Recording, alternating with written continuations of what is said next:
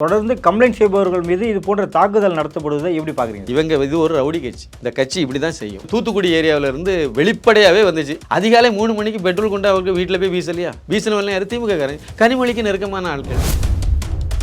நீங்கள் கம்ப்ளைண்ட் பண்ணீங்கன்னா அடுத்த நிமிஷம் வந்து யாரை பற்றி கம்ப்ளைண்ட் பண்ணீங்களோ அவங்ககிட்ட உங்கள் நம்பர் போயிடுது. உங்களுக்கு உயிருக்கு உத்தரவாதம் இல்லை. நீங்கள் எப்படி கம்ப்ளைண்ட் பண்ணுவீங்க? குற்றவாளிகளை காப்பாற்றுற அரசாங்கம் அது இப்படி தான் இருக்கும் சார். இதுக்கு மேலே இதை பற்றி பேசி பிரயோஜனம் இல்லைன்னு நான் நினைக்கிறேன். திரு எடப்பாடி பழனிசாமி அவர்கள் பண்ணால் கூட முஸ்லீம்களை அவருக்கு ஓட்டு போட போகிறது இல்லை. அவர் கூட்ட கட்சியே திமுக தான் சார். அவருக்கு பேச்சுவார்த்தை நடந்தது செந்தில் பாலாஜி. அவர் வந்து பாஜகவில் சேர போகிறாரு அப்படிங்கிற இது தகவல் வெளியே வந்து அது ஒரு அளவு உறுதியான பிறகு அவரை போய் சந்தித்து பேசி பேச்சுவார்த்தைலாம் நடந்து திமுக தான் வந்தாங்க. அன்றைக்கி அவர் எவ்வளோ கோடி ரூபா கேட்டாலும் கொடுத்துருப்பாங்க. உங்களுக்கு என்ன வேணாலும் தாரேன்னு சொன்னாங்க. அமைச்சர் பதவியா?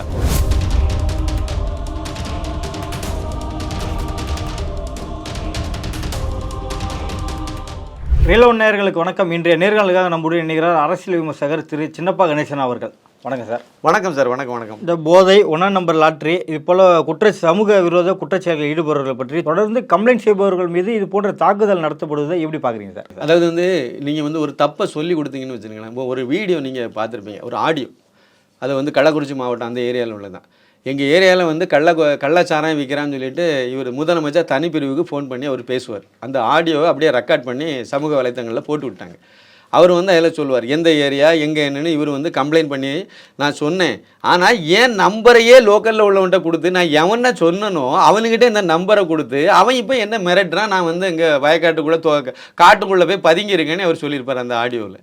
இவ்வளோதான். நீங்கள் கம்ப்ளைண்ட் பண்ணிங்கன்னா அடுத்த நிமிஷம் வந்து யாரை பற்றி கம்ப்ளைண்ட் பண்ணீங்களோ அவங்ககிட்ட உங்கள் நம்பர் போயிடுது. உங்களுக்கு உயிருக்கு உத்தரவாதம் இல்லை. நீங்கள் எப்படி கம்ப்ளைண்ட் பண்ணுவீங்க? பாதுகாப்பு இருக்கணும்ல உங்களுக்கு. இது வந்து இந்த திமுக அரசாங்கம் வந்தால் இப்படி இருக்கும். ஜெயலலிதா இருக்கும்போது இப்படி இருக்காது. பயப்படுவாங்க. பயப்பட்டாங்களே சார். கட்சிக்காரனாக இருந்தால் கூட அதிமுக காரங்களாக இருந்தால் கூட அடக்கி தானே வாசித்தாங்க. ஒரு எல்லை மீறியெல்லாம் ஒன்றும் பண்ண முடியல. ஏன்னா தூக்கி வெளியே போட்டுருவாங்க. அந்த பயம் இருந்துச்சுல அவங்களுக்கு. இப்போ என்ன பயம் இருக்குது சொல்லுங்கள்? சாராயம் வடிக்கிறதுலேருந்து விற்கிறதுலேருந்து இல்லைன்னா இந்த ரவுடித்தனம் பண்ணுறதுலேருந்து எந்த இதை பண்ணினாலும் யாருமே ரேஷன் அரிசியெல்லாம் கடத்தி கேரளாவுக்கு விற்கிறதெல்லாம் திமுக காரன்னு சொல்லி நெல்லை தூத்துக்குடி ஏரியாவிலேருந்து வெளிப்படையாகவே வந்துச்சு. அதை ஒரு லாயர் கண்டுபிடிச்சி அதை சம்மந்தமான முயற்சிகளை மேற்கொண்டார். அதிகாலை 3 மணிக்கு பெட்ரோல் கொண்டு அவருக்கு வீட்டில் போய் வீசலையா? வீசினவெல்லாம் யார்? திமுக காரன். கனிமொழிக்கு நெருக்கமான ஆட்கள். அந்த தர்ம பத்தினி என்ன நடவடிக்கை எடுத்தாங்க சொல்லுங்கள்? கீதா ஜீவன், அந்த அழிக முட்டை கீதா ஜீவன் இருக்கு, அதுக்கு நெருக்கமான ஆட்கள். அவங்க என்ன நடவடிக்கை எடுத்தாங்க? அவங்க தான் பாதுகாவலரே. அதுக்கு எப்படி அதை வந்து பண்ண முடியும்? அப்போ இவங்க வந்து கண் துடைப்புக்கு பண்ணுவாங்க சார். இதெல்லாம் இப்போ சொல்லுவார், முதலமைச்சரே சொல்லுவார், நீங்கள் இதெல்லாம் பண்ணீங்கன்னா நாங்கள் உடனே இப்போ செய்துருவோம். அதனால தைரியமாக நீங்கள் வந்து இதெல்லாம் தகவல் சொல்லுங்கள் எல்லாம் சொல்லுவாங்க. தகவல் சொன்னவனுக்கு நிலவரம் இப்படி இருக்கும்போது அவன் வீட்டில் பெட்ரோல் கொண்டு வீசினோம்னா அவன் எப்படி மற்றவன் எப்படி தகவல் சொல்லுவான்? நோக்கமே அதுதான் சார். இவங்க இது ஒரு ரவுடி கட்சி. இந்த கட்சி இப்படி தான் செய்யும். இது என்ன பண்ணனா, நீங்கள் இந்த மாதிரி பண்ணிங்கன்னா உங்கள் வீட்டில் வந்து அதிகாலை 3 மணிக்கு அவன் பெட்ரோல் கொண்டு வீசினா அப்படின்னா அவன் தெரியாமல் வீசினா என்ன நடக்கும்னா அடுத்த வீட்டில் நான் இருக்கோம்ல, நான் வந்து அப்படியே அமைங்கிடுவேன். நானும் வந்து இந்த மாதிரி கம்ப்ளைண்ட் கொடுக்கலாம், அந்த தகவல் எனக்கு தெரிஞ்ச தகவல்லாம் சொல்லணும்னு நினைக்கிறேன்னா அப்படியே ஆஃப் ஆயிடுவேன். ஆஃப் ஆகணுங்கிறத அவங்க நோக்கம். பெட்ரோல் கொண்டு வீசினா 1 வாரத்தில் வெளியே வந்துடுவானே அவனுக்கும் தெரியும், உலகத்துக்கே தெரியும். திருப்பியும் அவன் உங்கள்கிட்ட தான் வந்து நிற்பான். இது தெரியும். இதான் நடந்துட்டு இருக்கு. அதாவது அச்சுறுத்தணும். மக்கள் வந்து பயப்படணும், பயத்திலேயே வச்சிருக்கணுங்கிற அவங்க தெளிவாக இருக்காங்க. அப்போ தான் நீங்கள் தப்பை கேட்க மாட்டீங்க. உங்களுக்கு பயம் இல்லை அப்படின்னா கண்டிப்பாக நீங்கள் ஒவ்வொருத்தரும் ஒரு வீடியோ போட ஆரம்பிச்சிருவாங்க. அப்போ அது போடக்கூடாது, கம்ப்ளைண்ட்டே வரக்கூடாது. அவங்க என்ன பண்ணினாலும் கண்டுக்காமல் இருக்கணுங்கிறத இந்த அரசாங்கம் நினைக்குது. நான் அதை தான் நான் பார்த்தேன். அப்பட்டமாக வெளியே தெரிஞ்சுதேன் 3 மணிக்கு போய் இறங்க. இது ஒரு உதாரணத்துக்கு நம்ம சொல்கிறோம். அதனால் இவங்க வந்து இந்த மாதிரி பப்ளிக் வந்து இதுக்கு உதவணுங்கிறதெல்லாம் கண்டிப்பாக நடக்காத விஷயம். இவங்க ஆட்சியிலும் நடக்காத விஷயம். அப்படின்னா நீங்கள் வந்து ஒன்றும் இல்லை, இந்த கள்ளச்சாராய சாவுக்கு நீங்கள் சிபிஐ விசாரணை கொடுக்க மாட்டேங்கிறீங்க. சிபிசிஐடி இருக்கும்போது எதுக்கு சார் சிபிஐ வந்தால் உண்மையை தானே சார் சொல்ல போகிறாங்க. அவங்க இல்லாததை சொல்ல போகிறது இல்லைல்ல. சிபிசிஐடி அதே உண்மை தான் சொல்ல போகுது. ஆமாம், சிபிசிஐடி யாரு கையில் இருக்குது? முதலமைச்சர் கையில் இருக்குது. தப்பு செய்தவ யார்? முதலமைச்சர், திமுகவில் உள்ளவங்க. எப்படி அவர் வந்து அதில் உண்மையை கொண்டு வருவார்? சந்தேகம் வருதில்ல, நமக்கு சந்தேகம் வருதில்ல. அப்போ நீங்கள் சந்தேகத்துக்கு அப்பாற்பட்ட சிபிசிஐ இல்லாததை அவன் சொல்ல போகிறது இல்லைல்ல. இல்லைன்னா அவங்க மேலே குற்றச்சாட்டு இல்லைன்னு சொல்ல போகிறேன், எந்த விஷயமா இருந்தாலும். சரி, நீங்கள் நான் ஒன்று கேட்குறேன். இது ஸ்டெர்லைட் ஆலையில் வந்து அந்த போராட்டத்தில் வந்து தூத்துக்குடி அந்த இதில் ஒரு 13 பேர் செத்து போயிட்டு துப்பாக்கி சூட்டில். அந்த செத்தவங்களுக்கு வந்து சிபிசிஐடி விசாரணை தானே போட்டாங்க. அன்னைக்கு மு.க. ஸ்டாலின் வந்து சிபிஐ விசாரணை வேணும் ஏன் கேட்டார்? அப்போ திமுக ஆட்சி இல்லையா? திமுக ஆட்சியில் சிபிசிஐடி உண்மையாக குற்றவாளியை கண்டுபிடிக்கும். அதிமுக ஆட்சி இருந்ததுன்னா கண்டுபிடிக்காது.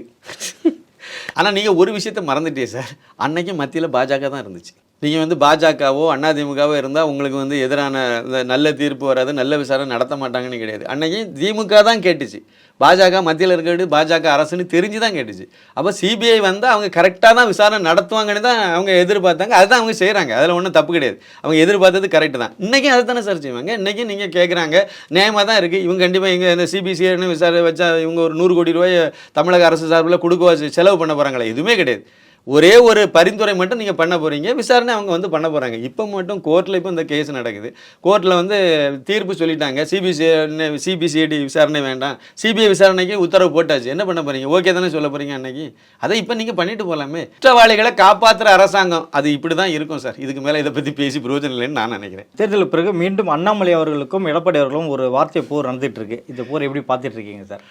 வார்த்தை இப்போ அதாவது இதில் வந்து எடப்பாடி பழனிசாமி என்ன வார்த்தையை சொல்கிறாரு அப்படின்னா, அண்ணாமலை மாதிரியான தலைவர்களால் தான் பாஜக 300 இடங்களில் வெற்றி பெற்றது. இப்போ இந்த அளவு தனி மெஜாரிட்டி இல்லாத அளவுக்கு போயிட்டு, ஆனால் கூட்டணியில் மெஜாரிட்டியில் தான் அவங்க இருக்காங்க, மத்தியில் பாஜக தான் ஆட்சியில் இருக்குது, மோடி தான் பிரதமர். நான் என்ன கேட்குறேன்னு தெரியுமா, 2019 அண்ணாமலையே மாநில தலைவராக கிடையாது. இவர் எடப்பாடி தான் முதலமைச்சர். அன்னைக்கு 2019 பாராளுமன்ற தேர்தல் நடந்தபோது அதிமுகவில் இவர் தான் பெரிய ஆளாக இருந்தார். அதே மாதிரி இவங்க கையில் தான் கட்சி இருந்துச்சு. அதிமுக கூட தான் பாஜக கூட்டணி வச்சிருந்து இவர் தான் முதலமைச்சர். எத்தனை எம்பி பாஜகவுக்கு வாங்கி எடுத்து கொடுத்தாங்க தமிழ்நாட்டில் இருந்து? ஒரு எம்பி கிடைக்கலையே சார். அதிமுகவே ஒரே ஒரு எம்பி தானே, ஓபிஎஸ் உடைய பையன் தானே வெற்றி பெற்றார் தேனியில். அதுக்கு மேலே ஒன்றுமே கிடைக்கலையே. இவரு போய் இந்த மாதிரி ஒரு காரணத்தை 300 கிடச்சிருக்கும். தமிழ்நாட்டு தான் இவர் தலைவராக இருக்கார், தமிழ்நாட்டை தான் அண்ணாமலையும் இருக்கார், தமிழ்நாட்டை வச்சு தான் இவர் மையப்படி தான் பேசுகிறாரு. அண்ணாமலை மாதிரியான தலைவர் எழுதி கொடுக்கும், ஒழுங்கு எழுதி கொடுக்க வேண்டாமா? இப்படி எழுதி கொடுக்குறது வாயில் வடை சொல்லும் அண்ணாமலை அப்படின்னு சொல்லியிருக்காரு. சரி, நான் ஒன்று கேட்குறேன் சார். 2021 சட்டமன்ற தேர்தல் அதை எடுத்துடுங்க. அதில் வந்து அதிமுகவினுடைய வாங்கின ஓட்டு, அதிமுக தனியாக அதிமுகங்கிற கட்சி வாங்கின ஓட்டுக்கும் இப்போ வாங்கின ஓட்டுக்கும் 12.8% குறைவு சார். இப்போ அவங்க 20.4% ஓட்டு தான் வாங்கியிருக்காங்க. இது வந்து அந்த 2021, நீங்கள் 19 விட்டுருங்க, 21 தான் கடைசி நடந்த தேர்தல். இந்த 2024 பாராளுமன்ற தேர்தலுக்கு முன்னாடி நடந்த ஒரு பொது தேர்தலில் நீங்கள் 2021 சட்டமன்ற தேர்தல் எடுத்துக்கணும். அப்போ தான் இந்த பெர்ஃபார்மன்ஸு நிறைய இடத்துல போட்டியிட்டது எல்லாம் கணக்கும் வரும். அந்த அடிப்படையில் பார்க்கும்போது 12.8%, 13% ஓட்டை இழந்திருக்காரு எடப்பாடி பழனிசாமி. இதுவரை அவருக்கு கட்சி, அதாவது அதிமுக இதுவரைக்கும் நடந்த அவர் தலைமையேற்ற பிறகு அதிமுக 10 தேர்தல்களை சந்திச்சிருக்கு, 10மே தோற்று போயிருக்கு.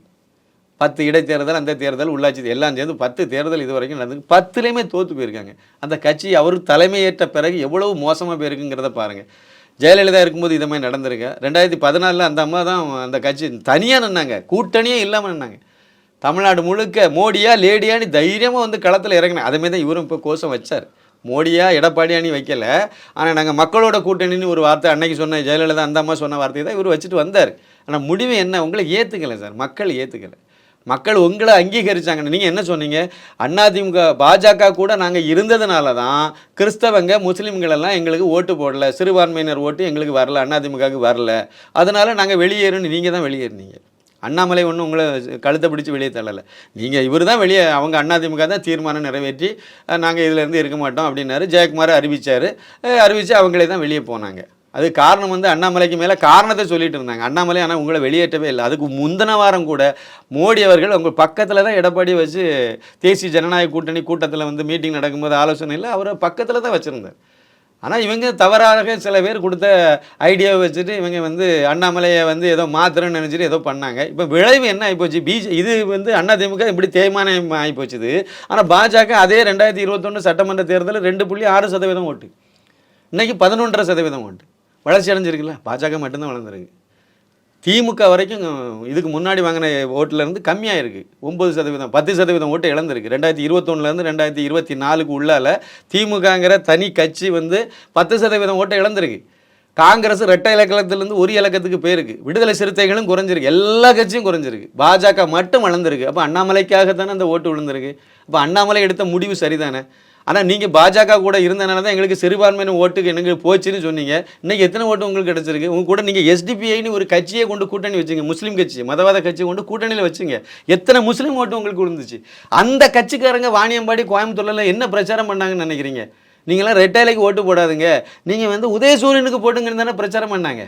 இது உண்டா இல்லையான்னு எடப்பாடிகிட்ட கேளுங்க. ஒரு விஷயம் மட்டும் சொல்கிறேன் சார், திரு எடப்பாடி பழனிசாமி அவர்கள் சுன்னத்து பண்ணால் கூட முஸ்லீம்களை அவருக்கு ஓட்டு போட போகிறதில்ல.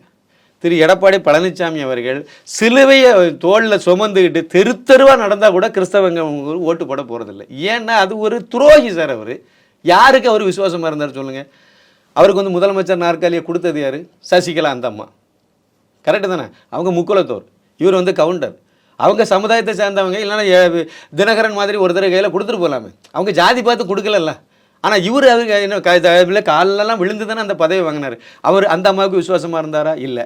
4 வருஷம் உங்கள் ஆட்சியை கடத்துறதுக்கு கூடவே இருந்து ஒரு துணையாக இருந்தது ஓ பன்னீர்செல்வம் அவர்கள். அவருக்கு விசுவாசமாக இருந்தாரா? இல்லை. துரோகம் தான் அவருக்கும் பண்ணார். சரி, இந்த ரெண்டு அவர் எடப்பாடி பழனிசாமியும் ஓ பன்னீர்செல்வம் அவர்களும் தனித்தனியாக நின்று அந்த கட்சியே ஒரு மாதிரி உடையிற நிலவரெல்லாம் வரும்போது இதை யார் பஞ்சாயத்து பேசி இவங்களை 2 பேர்த்தையும் கூப்பிட்டு சத்தம் போட்டு நீங்கள் இதெல்லாம் பண்ணாதுங்கன்னு சொல்லிட்டு ஒருங்கிணைக்க வச்சது யார்? மோடி, அமித்ஷா. அவங்களுக்கு விசுவாசமாக இவர் இருந்தாரா? அவங்களுக்கும் துரோகம் தான் பண்ணார். இந்த இவங்க வந்து இவங்க ரெட்டையில வேணும், அப்புறம் வந்து இந்த கட்சி அலுவலகம் வேணும், இவரே வந்து தலைவராக எல்லாத்துக்கும் அவர் பயன்படுத்திட்டார். அமித்ஷாவை பயன்படுத்திட்டார், மோடியை பயன்படுத்திட்டார், ஓபிஎஸை பயன்படுத்திட்டார். அதுக்கப்புறம் என்ன பண்ணார்? சசிகலா வெளியே தள்ளிட்டார், ஓபிஎஸை வெளியே தள்ளிட்டார், பாஜக கூட்டணிலேருந்து வெளியே போயிட்டார். துரோகி தானே? துரோக சரித்திரத்தை இவர் வச்சிருக்காரு. எப்படி நீங்கள் கிறிஸ்தவங்க முஸ்லீம் மட்டும் எப்படி நம்புவாங்க? நம்பவே மாட்டாங்க யாருமே. அதாவது அதிமுக தொண்டர்களே ஏற்றுக்கலையே சார். ஜெயலலிதா அந்த அம்மாவை ஏற்றுக்கிட்டனால தானே அவங்க கேட்கல. இப்போ அதாவது பழைய வரலாறு எடுத்திங்கன்னா எம்ஜிஆர் மரணத்துக்கு பிறகு 2 பேர் பின்னாங்க. 2 பேர் பிரிஞ்சுட்டு ஜெயலலிதா ஒரு அணியாக நின்னாங்க. ஆமாம், ரெண்டு அணியாக சந்திச்சாங்க, நின்னாங்க, தேர்தலில் சந்திச்சாங்க. ஜானகி ராமச்சந்திரன் அவங்க வந்து 2 இடத்துல தான் அவங்க வெற்றி பெற முடிஞ்சுது. ஆனால் இவங்க 27 ஏதோ இவங்க வெற்றி பெற்றாங்க, ஜெயலலிதா. அப்போ மக்கள் ஆதரவு அந்த பக்கம் தான் இருக்குன்னு சொன்னோன்னா அந்த அம்மா சைலண்டாக ஒதுங்கி. அதே மாதிரி தான் எடப்பாடியும் ஒரு கோரிக்கை வச்சிருக்காரு. ஜானகி அவர்கள் எடுத்த நிலைப்பாட்டை சசிகலா அவர்களும் எடுக்க வேண்டும், ஆதரவு கொடுத்துட்டு ஒதுங்க வேண்டும் அப்படின்ற மாதிரி சொல்லியிருக்காரு. இது வந்து அவரோட விருப்பமாக இல்லாமல் தொண்டர்கள் இதுதான் எதிர்பார்க்கிறார்கள் அப்படின்ற மாதிரி சொல்லியிருக்காரு. நான் இப்போ சொன்னேன் பார்த்தீங்களா, அந்த ஜெயலலிதா அம்மா வந்து அந்த இடத்துல வந்து இவர் இல்லை. எடப்பாடி பழனிசாமி வந்து ஜெயலலிதா கிடையாது. அன்னைக்கு ஜெயலலிதா ப்ரூவ் பண்ணாங்க, நான் தான் மக்கள் ஆதரவு எனக்கு தான் இருக்குன்னு ப்ரூவ் பண்ணினாங்க. அதனால அவங்க வந்து ப்ரூஃப் சார் 2021 தேர்தலில் வந்து 64 எம்எல்ஏக்களை 13% ஓட்டை இழந்துட்டார் சார் 2021 அன்னைக்கு உங்களுக்கு இன்கம் இருக்குதானே சார். 10 வருஷம் அதிமுக ஜெயிச்சாங்க. அதெல்லாம் சொல்லலை. 2021 தேர்தலில் உங்க கூட பாஜக இருந்துச்சு, பாமக இருந்துச்சு, எல்லாம் சேர்ந்து உங்களுக்கு நல்ல அழகாக வெற்றி வாய்ப்பை உருவாக்கி தந்துச்சு. அதை நீங்கள் பார்த்துக்கணும். நான் கேட்குறது 2021 இந்த 63 எம்எல்ஏலாம் கிடச்சில்ல, 24 எலெக்ஷனில் நீங்கள் 13% ஓட்டை கீழே இறங்கி கீழே கொண்டு வந்திருக்கீங்களே. உங்களை மக்கள் ஏற்றுக்கிட்டாங்கன்னா 2 எம்பி 1 எம்பி வெற்றி பெற முடிஞ்சுது சார். உங்கள் மண்டலத்திலே வெற்றி பெற முடிஞ்சுதா? இந்த 63 எம்எல்ஏயும் கொங்கு மண்டலத்தில் தான் வந்தாங்க அதிகமான பேர். ஆனால் அதில் 1 இது கூட வர முடியலையே. பாஜக 12 இடத்துல வந்து உங்களுக்கு மேலே வந்திருக்குன்னு அது என்ன சார் கணக்கு? இல்லை, இவர் சொன்ன மாதிரி இப்போ சசிகலா அவர்கள் இது போல நடந்து கொள்வார்கள் எதிர்பார்க்கலாமா? சசிகலா அந்த அம்மா நடக்குதா? இன்னொன்று நான் கேட்குறேன், சசிகலா அம்மா அந்த அம்மா எங்கே இருக்காங்க? இவர் தானே சொன்னார் அவங்க வந்து திமுக அதிமுகவிலே இல்லாத ஒருத்தரை பற்றி ஏன் பேசணுன்ட்டு. இல்லாத ஒருத்தரை பற்றி இவர் ஏன் கேட்குறாரு? அந்த அம்மா கட்சியிலே இல்லையே சார், கட்சியை விட்டு நீக்கிட்டீங்க சார் தானே. அந்த அம்மா கட்சியிலே இல்லை, அதிமுகவிலே இல்லை, இப்போ வெளியே தான் இருக்காங்க. அந்த அம்மா தனியாக இருந்துட்டு போகிறாங்க. நீங்கள் எதுக்கு அந்த இவங்க ஜானகி ராமச்சந்திரன் மாதிரி அந்த அம்மாவும் வந்து பெருந்தன்மையாக இருக்கணும், விட்டு கொடுத்து போகணும்? அவங்க தான் கட்சியிலே இல்லையா, கட்சியை விட்டு வெளியே நீக்கி அவங்க கையில் இருந்த முதலமைச்சர் பதவி உங்களுக்கு தந்ததான் அந்த அம்மா தான். ஆனால் அவங்க கட்சியை விட்டு நீக்கி அவங்க கட்சியில் இல்லாத ஒருத்தரை பற்றி ஏன் இவ்வளோ தூரம் இப்போ சொல்கிறதுக்கான காரணம் என்னவா இருக்குது சார்? ஒன்றும் இல்லை, தோல்விக்கு மேலே தோல்வி. ஆனால் ஒரிஜினலாக நான் என்ன அவங்க கிட்ட இப்போ அதிமுக தொண்டர்கள் இருக்காங்கன்னு நம்புறாரா? இப்பயாவது நம்புறதுனால தானே கேட்குறாரு. கட்சி வந்து நம்ம கையில் இருக்கிறத விட அந்த அம்மா இப்போ வந்தாங்கன்னா கண்டிப்பாக வந்து இந்த பழைய அதிமுக உருவாகும் சார். எப்படின்னா நான் என்னுடைய கணக்கு இது என்ன அப்படின்னா, அறியப்பட்ட பாஜக அந்த இது அதிமுக தொண்டர்கள் மத்தியில் நீங்கள் பார்த்தீங்க அப்படின்னா, தொண்டர்கள் மத்தியில் ஒரு நல்ல தலைவர் வேணும்னு இருப்பேன். அப்போ அண்ணாமலை வந்த பிறகு பாஜகவுக்கு ஒரு நல்ல தலைவர் கிடச்சிட்டாருன்னு சொல்லி எல்லாம் ஒரு நல்ல ஒரு பூஸ்ட் கிடைக்கிறதில்ல. இதே மாதிரி அதிமுகவை எடுத்தீங்க அப்படின்னா எடப்பாடி அந்த இடத்துல இல்லை, ஓபிஎஸும் இல்லை. அதாவது இன்றைய சூழ்நிலையில் நீங்கள் பார்த்தீங்க அப்படின்னா இந்த அதாவது அதிமுக தொண்டர்கள் மத்தியில் பார்த்தீங்கன்னா எடப்பாடி பழனிசாமி அவர்கள் வந்து அவர் ஒரு தலைவர், கொஞ்சம் ஒரு ஓபிஎஸ்ன்னு எடுத்திங்கன்னா அவர் ஒரு தலைவர், அந்த மாதிரி வேணால் நம்ம சொல்லலாம். அதே மாதிரி டிடிவி தினகரன் அவர் ஒரு தலைவராக சொல்லலாம். மற்றவங்கெல்லாம் இவங்களுக்கு கீழே உள்ள 2ஆம் கட்ட தலைவருங்கிற வரிசையில் தான் வச்சு பார்க்க முடியும். ஆனால் இவங்க எல்லாத்தையும் விட மேலே ஒரு ஆளாக வச்சு தொண்டர்கள் பார்க்குற இடத்துல சசிகலா இருக்காங்க. ஏன் அப்படின்னா சசிகலா ஜெயலலிதா அந்த அம்மா இருக்கும்போது அந்த அம்மா ஒருத்தங்க இப்போ இந்த எடப்பாடி பழனிசாமியே போய் சசிகலா ஜெயலலிதாவை பார்க்கணும் அப்படின்னா அவங்கள போய் பார்த்தாங்கன்னு வச்சுருங்களேன். பார்க்கும்போது சின்ன அம்மாவை பார்த்தீங்கன்னு தான் அந்த அம்மா முதல் கேள்வி கேட்டிருக்கு. சின்னம்மாவை பார்த்தீங்களா? சின்னம்மா யார்? சசிகலா. இப்போ சசிகலாவை பார்த்துட்டு வாங்க, அவ்வளோதான். அப்போ அங்கே சிஸ்டமே என்ன அப்படின்னா சசிகலாவை பார்த்துட்டு தான் ஜெயலலிதா அந்த அம்மாவே பார்க்க முடியும். அப்படி தான் அவங்க வருஷக்கணக்காக அந்த மாதிரி நடைமுறையில் இருந்திருக்கு. அதில் இருக்கக்கூடிய தொண்டர்கள் நிர்வாகிகள் பெரும்பாலானவங்களுக்கு இது நேரடியாகவே தெரியும் அவங்களுக்கு உள்ளால. இவர் தனியாக நின்று எல்லாமே கட்சி அவர் கையில் கொடுத்தாச்சு, சின்னம் அவர் கையில் வந்துட்டு எடப்பாடி பழனிசாமி கையில், அலுவலகம் அவர் கையில் கிடச்சிட்டு 2400 நிர்வாகிகளை அவரே வந்து நியமனம் பண்ணி அவங்க மூலமாக இவரே பொதுச் செயலாளராக ஆகி உட்கார்ந்தாச்சு. எல்லா இதுவும் உங்கள் கையில் தானே சார் இருக்குது. ஆனால் உங்களால் வந்து மக்கள் ஏற்றுக்கல. அப்போ நீங்கள் அடுத்த ஆப்ஷன் என்னென்னு பார்க்கும்போது கட்சியை ஒருங்கிணைக்கணும். அப்போ உங்களுக்கே தெரியுது கட்சி பலவீனமாக இருக்குங்கிறது உங்களுக்கு புரியுது. அப்போ கட்சியினுடைய நலன்தான் முக்கியம்னு நீங்கள் நினச்சிங்கன்னா அப்போ அதை வந்து திருப்பி ஒன்று சேர்க்கறதுக்கு ஒரு முயற்சி பண்ணணும். அப்போ யாரை ஒன்று சேர்க்கணும்? ஓபிஎஸை ஒன்று கொண்டு வரணும், தினகரனை உள்ளே கொண்டு வரணும், சசிகலாவையும் உள்ளே கொண்டு வரணும். இல்லை கொண்டு வந்து நீங்கள் பழையபடி எல்லாரும் சேர்ந்து நின்னீங்கன்னா பலப்படும். தொண்டர்களுக்கு மத்தியில் ஒரு நல்ல நம்பிக்கை கிடைக்கும். அந்த அம்மா எதை பண்ண போகிறாங்க, பண்ணாமல் இருக்க போகிறாங்க வேற கதை. ஆனால் ஒரு நம்பிக்கை கிடைக்கும். மற்ற நடுநிலையாளர்கள் இல்லைன்னா மக்களுக்கும் வந்து சரி அதிமுக பழையபடியும் கொஞ்சம் ஸ்ட்ராங்காக இருக்குங்கிறத ஒரு இது கிடைக்கும், ஓரளவு கிடைக்கும். அப்போ அது கிடைக்கணும்னா இவங்க அவ்வளோ உள்ளே வராமல் எப்படி கிடைக்கும்? எடப்பாடி தனியாக நின்று ப்ரூவ் பண்ணல முடியல. அவர் ப்ரூவ் பண்ணிட்டார், அதுக்கு மக்கள் ஏற்றுக்கலைங்கிறத ப்ரூவ் பண்ணிட்டார். அப்படி தானே இதை எடுத்துக்க முடியும்? ஏற்றுக்கலை மக்கள். அவர் முயற்சி பண்ணார், ஆனால் நடக்கலை. அப்போ இனிமேல் வந்து அடுத்த ஆப்ஷனுக்கு போனப்போ இவர் தான் விட்டு கொடுக்கணும். இவர் தான் வந்து இறங்கி போகணும். எப்படி வந்து இவருக்காக முதலமைச்சர் நாற்காலியை அந்தம்மா விட்டு கொடுத்துச்சோ அதே மாதிரி இப்போ இவர் தான் விட்டு கொடுக்கக்கூடிய இடத்துல இருக்கார். அந்தம்மா தான் எல்லாம் கட்சியை விட்டு நீக்கி விட்டீங்க, அதை வெளியே தள்ளி விட்டீங்க, எல்லாம் பண்ணி விட்டீங்க. கட்சியை பலப்படுத்தணும்னு நினச்சிங்கன்னா நீங்கள் இறங்கி போகணும். அந்த வேலையை வந்து எடப்பாடி பழனிசாமி அவர்கள் முன்னெடுத்து அந்த அம்மாட்ட நீங்கள் போகும். சின்னம்மானே அவங்க காலில் விழுந்து இருந்த ஆட்கள் தானே நீங்கள். இல்லை என்னத்தை தயக்கப்பட வேண்டியது? நேரே அவங்ககிட்ட போய் பேசுனீங்கன்னா நீங்கள் வழிகாட்டுங்கன்னா வழிகாட்டுங்க, நீங்கள் சொல்கிறபடி நாங்கள் செய்கிறோன்னு சொன்னால் அந்த அம்மா செய்ய போகிறாங்க. யார் பொதுச் செயலாளர், யார் வந்து இணை பொதுச் செயலாளர், இல்லைனா யார் துணை பொதுச் செயலாளர், எது வேணாலும் என்ன வேணாலும் முடிவு பண்ணுங்கள். ஆனால் அவங்களையும் உள்ளடக்கி பண்ணிங்கன்னா கண்டிப்பாக கட்சி வந்து பலமாகும். அதில் சந்தேகமே கிடையாது. கண்டிப்பாக ஒரு வலுவான கட்சி தான், அதில் எந்த மாற்றுக்கிறதும் கிடையாது.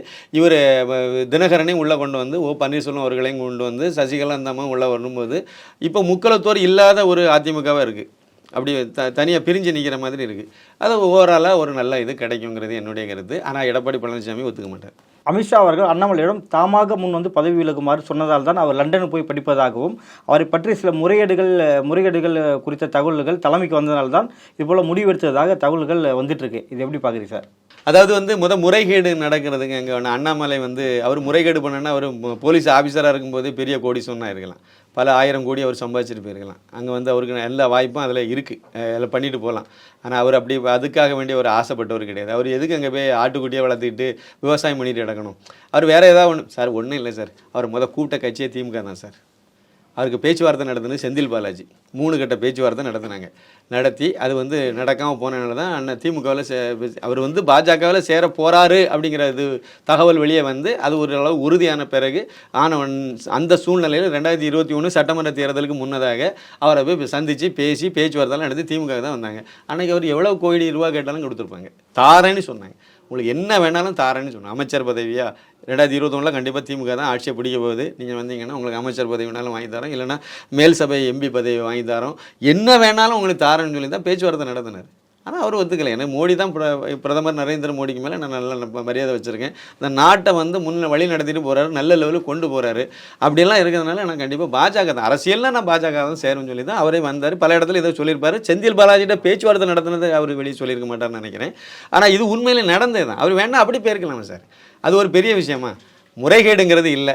அப்புறம் 2வது நீங்கள் சொன்னீங்களா, அமித்ஷா அவர்கள் வந்து கூப்பிட்டு அவர் இதுக்கு தமிழிசை சவுந்தரராஜனை ஏன் ஓப்பனில் எல்லாருக்கும் முன்னிலையில் மேடையில் அதுவும் வந்து சந்திரபாபு நாயுடு முதலமைச்சராக பதவி இருக்கிற இடத்துல வச்சு இந்த வான் பண்ணார்ல, எதுக்கு வான் பண்ணார்? அப்போ அதே வந்து அண்ணாமலைக்கு எதிராக இந்த அம்மா கொம்பு சீவிட்டு தெரியுதுங்கிறனால தான் தேவையில்லாத வெட்டி வேலை பார்க்குறாங்கிறனால தான் அதை கண்டித்தார் பொது மேடையில். அவர் தெரியாத ஒரு மூத்த அரசியல் தலைவர் சார். அவர் உள்துறை அமைச்சர் மட்டும் இல்லை, அவர் வந்து ரொம்ப சீனியர் மோஸ்ட் லீடர் இன்றைக்குள்ள இதில் பாஜகவில்.